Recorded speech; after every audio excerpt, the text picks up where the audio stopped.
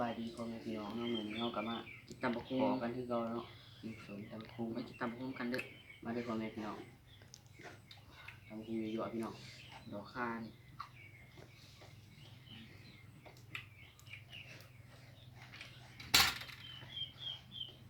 หวังจะทานได้ตอนนี้ก็อยู่กับไอจีกินกับไอจีที่เขา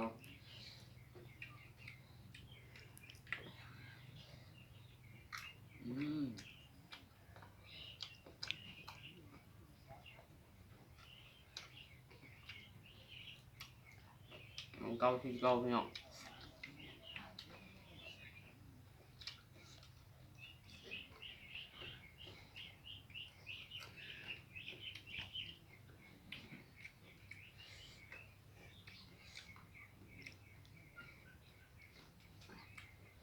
พิงเยอะๆพี่น้อง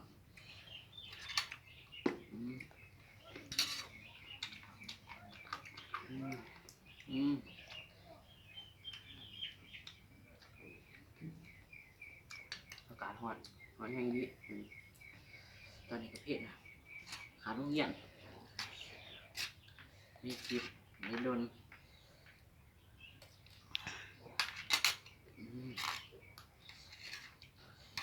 แซ่บ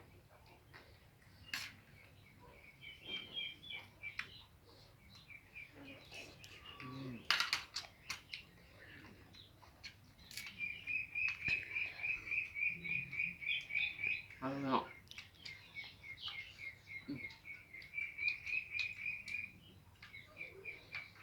ยาเก็บปากเก็บคำ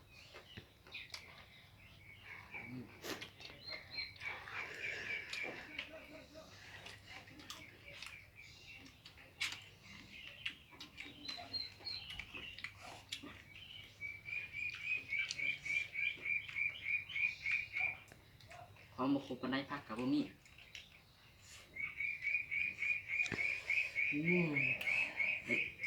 เฮ็ดดี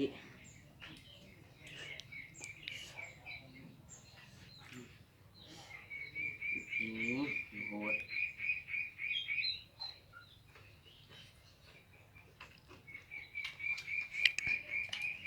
เฮ็ดหอนน้ำเลือแตกก็หมักกระทิน